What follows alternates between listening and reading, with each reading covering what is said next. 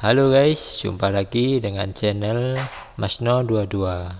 Sebelum kita lanjut ke ceritanya, jangan lupa yang belum subscribe di subscribe, like, dan komen videonya ya. Terima kasih. Setelah keluar dari rumah Ji Lianjun, Chen Ping menemukan bahwa saudara perempuan Ji Meiyan dan Ji Meiling masih menunggunya. Tuan Chen, tidak apa-apa sekarang, ayo kita berbelanja bersama. Ketika Li Meiling melihat Chen Ping, dia buru-buru menyapanya dan berkata. Melihat antusiasme Ji Meiling, Chen Ping tidak bisa menolak, jadi dia mengangguk dan berkata, "Oke." Mendengar janji Chen Ping, senyuman muncul di wajah Ji Meiyan. Setelah meninggalkan rumah Ji, mereka bertiga berjalan di jalan yang ramai, sementara Ji Meiling mulai berpakaian halus. Berbagai informasi dari Chen Ping. Tuan Chen, siapakah gadis Huo Feng yang bersamamu itu? Ji Meiling bertanya dengan berpura-pura santai. Teman, jawab Chen Ping. Apakah mereka hanya berteman? Kulihat kalian berdua sedang beristirahat di kamar yang sama. Ji Meiling memandang Chen Ping dan bertanya. Ketika Chen Ping mendengar ini, dia hanya bisa tersenyum ringan dan tidak menjawabnya. Chen Ping tidak menyangka gadis Li Meiling ini diam-diam akan mengamatinya. Melihat Chen Ping terdiam, Li Meiling bertanya lagi, Tuan Chen, apakah Nona Huo Feng wanita Anda? Tanda tanya, berapa banyak wanita yang kamu punya? Chen Ping tertegun dan menatap Ji Meiling dengan tatapan kosong, bertanya-tanya mengapa gadis ini menanyakan pertanyaan seperti itu. Melihat Chen Ping seperti itu, Ji Meiling berkata, Tuan Chen, Anda tidak perlu malu. Untuk pria cakap seperti Anda, tidak ada gunanya memiliki 3 istri dan 4 selir. Tapi saya mendengar dari kakak laki-laki saya bahwa Anda keterampilan alkimia, jauh lebih kuat daripada Yao Zun kami dari kota Huanglan. Bahkan ahli pengobatan kita di kota Huanglan memiliki lebih dari selusin wanita. Jika Anda sangat mampu, 10 atau 8 wanita tidaklah terlalu banyak. Setelah mendengar apa yang dikatakan Li Meiling, Chen Ping tertegun sejenak, karena saya tidak sepertinya aku sendiri tidak menghitungnya. Sudah berapa banyak wanita di sana? Dalam perjalanannya, jumlah wanita di sekitarnya terus bertambah, dan tanpa sadar dia menerima wanita tersebut. Tapi bagaimanapun juga, Chen Ping tidak akan pernah bisa melupakan Suyuki. Dia tidak akan pernah melupakan janjinya kepada Suyuki bahwa dia akan memberikan Suyuki pernikahan yang tak terlupakan. Melihat Chen Ping tertegun dan sepertinya sedang memikirkan sesuatu, Li Meiling ingin menanyakan hal lain, tetapi disela oleh Ji Meiyan di sampingnya, adik, apakah kamu mengganggumu dengan omelanmu? Apakah kamu mengganggu Chen Ping? Tuan Chen juga kesal. Saya setuju bahwa saya akan mengajak Tuan Chen berbelanja, dan saya tidak hanya mendengarkan omelan Anda. Oke, aku tidak akan berkata apa-apa lagi. Kakak kasihan padaku. Ji Meiling terkekeh dan lari. Ji Meiling melakukannya dengan sengaja menciptakan kesempatan bagi Chen Ping dan ibu Ji Meiling untuk menyendiri. Gadis mati ini. Ji Meiyan memelototi Ji Meiling, lalu menatap Chen Ping dan berkata, Tuan Chen. Jangan khawatir, kakakku terkadang hanya suka mengobrol. Tidak masalah. Chen Ping tersenyum tipis. Tuan Chen, mari kita ke depan dan melihat. Ada banyak barang yang dijual di depan. Ji Meiyan membawa Chen Ping dan terus bergerak maju. Tapi setelah mengambil 2 langkah, aku mendengar teriakan Ji Meiling. Kamu bajingan, lepaskan aku, biarkan aku pergi. Li Meiling berteriak keras. Mendengar suara ini, Chen Ping dan Ji Meiyan segera berlari ke depan. Tak jauh di depan, seorang pemuda jangkung sedang meraih pergelangan tangan Ji Meiling dan berkata dengan wajah penuh ejekan, cantik, kamu menabrakku, jika tidak minta maaf padaku, apakah kamu ingin melarikan diri? Pemuda itu sangat kuat, dan Ji Meiling tidak bisa melepaskan diri sama sekali. Di belakang pemuda itu, ada beberapa orang yang mengikuti, semuanya tertawa. Banyak penonton di sekitar yang terkejut. Siapa pria besar bodoh ini? Dia bahkan berani menggoda wanita tertua dari keluarga Ji. Sekilas, mereka berasal dari luar kota, menggoda putri sulung keluarga Ji, dan mereka tidak ingin hidup lagi. Dilihat dari bentuk tubuhnya, mereka terlihat seperti orang dengan jumanyan. Semua orang berbicara, tetapi tidak ada yang berani melangkah maju untuk membantu. Kamu bajingan, cepat lepaskan adikku. Ji Meiyan bergegas maju dengan kemarahan di wajahnya, dan ketika dia melihat Ji Meiling ditangkap oleh pemuda itu, dia berteriak keras.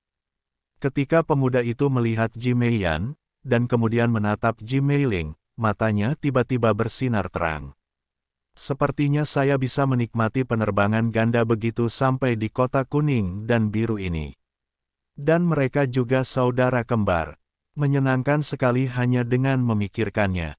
Saya akan menikmatinya sebentar. Pemuda itu berbicara dengan bebas dan hanya menamparkan saudara perempuan Ji Meiyan dan Ji Meiling. Wajah Ji Meiyan memerah karena malu, tetapi Ji Meiling berada di tangan pemuda itu, dia tidak berani bertindak gegabah. Biarkan dia pergi. Pada saat ini, Chen Ping juga melangkah maju dan melihat ke arah orang di depannya. Pemuda itu berkata dengan tajam. Pemuda itu memandang Chen Ping, mengerutkan kening dan berkata, "Jadi, itu kamu." Pemuda ini tak lain adalah Qin Jingyun, putra tertua Istana Juman, yang hampir berkonflik dengan Chen Ping saat mereka berada dalam formasi teleportasi Istana Juman. Qin Yun dan yang lainnya juga diundang oleh Ji Lianying dan datang ke kota Huanglan. Tanpa diduga, Qin Suyun menemukan Li Meiling yang cantik tepat setelah tiba di kota Huanglan. Tentu saja Qin Yun yang sangat bernafsu tidak akan melewatkan kesempatan besar ini. Ia sengaja bertabrakan dengan Ji Meiling lalu menangkap Ji Meiling. "Tuan Chen, apakah Anda kenal orang ini?" Ji Meiyan memandang Chen Ping dan bertanya. Chen Ping mengangguk, "Ini adalah tuan muda Istana Kubah. Namanya Qin Jingyun. Dia awalnya datang ke kota Huanglan. Saat saya mengendarai formasi teleportasi, saya hampir mengalami konflik dengan orang ini. Orang-orang dari Istana Jubarian di wilayah utara." Li Meiyan mengerutkan kening, lalu berkata dengan bingung, "Orang-orang ini datang kepadaku. Apa yang kita lakukan di kota Huanglan?" Chen Ping menggelengkan kepalanya, "Saya juga tidak tahu." Chen Ping juga tidak tahu bahwa orang-orang dari Istana Kuba ini diundang oleh Ji Lianying. "Nak, tolong urus urusanmu sendiri dan pergilah. Aku tidak akan merepotkanmu tentang apa yang terjadi di masa lalu. Jika kamu berani ikut campur dalam urusan orang lain, aku akan membuatmu berjalan-jalan tanpa makanan."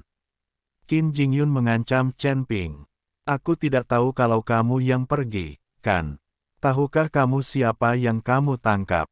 Itu dari keluarga Ji. Wanita tertua, apakah menurutmu kamu bisa keluar dari sini jika kamu menyentuh wanita tertua dari keluarga Li?" Chen Ping memindahkan keluarga Ji. Bagaimanapun, keluarga Ji memiliki otoritas absolut di kota Huanglan.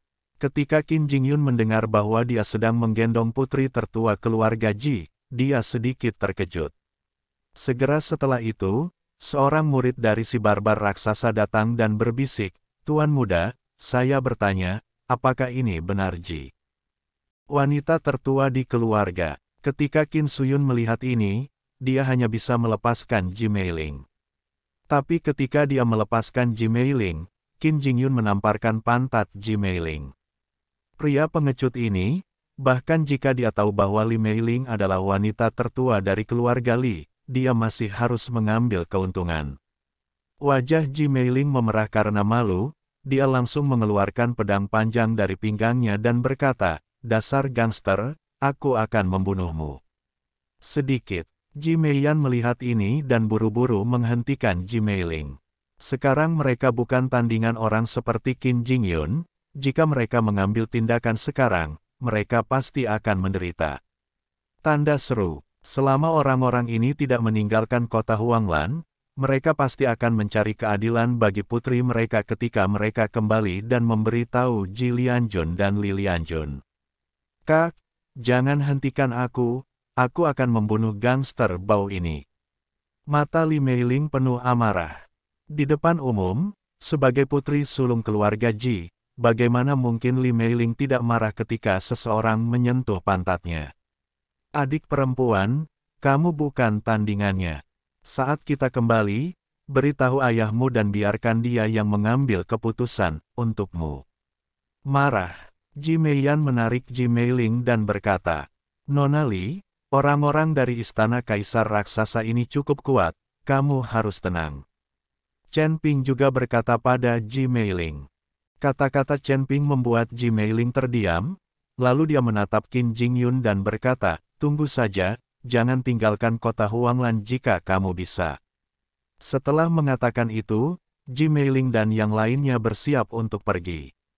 Tunggu sebentar, Qin Jingyun berteriak, dan kemudian beberapa anak buahnya menghalangi jalan Chen Ping. Ji Meiyan mengerutkan kening dan berkata, apa yang kamu inginkan? Ini kota kuning dan biru, bukan istana kubahmu. Jika kamu berani mengambil tindakan, saya jamin kamu akan mati tanpa ada bagian tubuh. Nona Ji, jangan salah paham. Aku tidak berusaha menghentikanmu. Aku hanya bersenang-senang sedikit dan aku ingin mengikuti orang ini. Qin Jingyun melirik Chen Ping dan berkata. Ji Meiyan melirik Chen Ping, lalu berdiri di depan Chen Ping dan berkata, Tuan Chen adalah tamu keluarga Ji saya. Sobat, jika kamu menyentuhnya, kamu menyentuh keluarga Ji kita. Jika kamu memiliki kemampuan, cobalah. Nona Li, saya harap Anda dapat melihat situasinya dengan jelas. Saya akan memberikan Anda wajah keluarga Li, jadi kalian saudari, mohon jangan malu-malu. Apakah menurut Anda saya, Istana Juman, benar-benar takut dengan keluarga Ji Anda? Qin Jingyun menyipitkan matanya dan berkata dengan dingin. Kamu, Meiyan langsung terdiam. Nona Li, mari kita selesaikan sendiri masalah antara dia dan aku, dan kamu tidak perlu mengkhawatirkannya. Chen Ping berkata, mengambil 2 langkah ke depan, mendatangi Qin Jingyun dan berkata, bagaimana kamu ingin puas denganku? Qin Jingyun memandang Chen Ping dan berkata, aku tidak akan mengganggumu, ayo pukul saja kamu. Jika kamu bisa selamat dari pukulan ini, liburan kita akan berakhir. Istana Juman terkenal dengan kekuatannya, dan sekarang Qin Suyun berada di alam kesengsaraan, sedangkan Chen Ping hanya berada di alam penggabungan, jadi dia sangat percaya diri. Kamu tidak tahu malu. Kamu, seorang biksu di alam kesengsaraan, bersaing dengan seorang biksu di alam penggabungan. Ini sama sekali tidak adil. Saat Ji Meiyan melihat ini, dia buru-buru berkata dengan keras. Apa yang adil dan tidak adil? Bagaimana bisa ada keadilan di dunia surga dan bumi ini? Siapa yang membuat keterampilannya lebih rendah dari orang lain? Qin Jingyun mengangkat sudut mulutnya dan berkata. Ji Meiyan ingin mengatakan sesuatu yang lain, tetapi langsung disela oleh Chen Ping, Nona Ji, saya hanya akan memukulnya, itu bukan masalah besar. Tuan Chen, Anda hanya berada di alam penggabungan, tetapi dia berada di alam kesengsaraan. Bahkan adik perempuan saya bukanlah tandingannya. Saya khawatir Anda tidak akan mampu menahan pukulan, kata Tai Meiyan dengan cemas. Tuan Chen, orang ini setidaknya berada di alam kesengsaraan tingkat kedua atau lebih tinggi. Saya bahkan tidak bisa melawannya. Saya khawatir Anda benar-benar tidak bisa. Ji Meiling juga membujuk Chen Ping. Jangan khawatir, mungkin aku bisa. Chen Ping tersenyum tipis, lalu menatap Qin Jingyun, itu hanya pukulan, tapi jika aku menyakitimu, Anda tidak dapat menyelesaikan skor. Hanya kamu. Wajah Qin Jingyun dipenuhi dengan penghinaan, bahkan jika saya berdiri diam, Anda bahkan tidak akan berpikir untuk menyakiti saya. Beraninya Anda mengatakannya di sini. Pembicaraan besar. Untuk menghadapi orang sepertimu, aku akan menjatuhkanmu hanya dengan 1 tangan. Aku akan membiarkanmu menyerang terlebih dahulu. Tai Suyun melambai pada Chen Ping. Ketika Chen Ping melihat ini, dia membuka postur tubuhnya, dan aura di tubuhnya juga meningkat. Tubuh Chen Ping seperti kilat, langsung menghilang di tempat, menuju ke arah Qin Jingyun. Qin Jingyun mengerutkan kening, dan perbedaan di wajahnya menghilang. Dia tidak menyangka Chen Ping akan secepat itu. Pada saat dia bereaksi, Chen Ping sudah berada di depannya, tinjunya meledak dengan cahaya keemasan, langsung menuju ke arah Qin Jing. Pergi dari dada Yun. Tinju Chen Ping belum tiba, tetapi angin tinju yang tajam sudah menderu ke arahnya, membuat Qin Jing Yun merasakannya. Ada aura berbahaya. Ketika Qin Jing Yun melihat ini, dia meminum sedikit, dan tubuhnya langsung membengkak, dan bola darah merah mulai mengalir ke arahnya. Itu menyebar kemana-mana dan dengan cepat menyelimuti tubuh Feng Jiaoyun. Pada saat ini, kekuatan di tubuh Qin Yun terus melonjak, mencapai tingkat alam kesengsaraan tingkat keempat.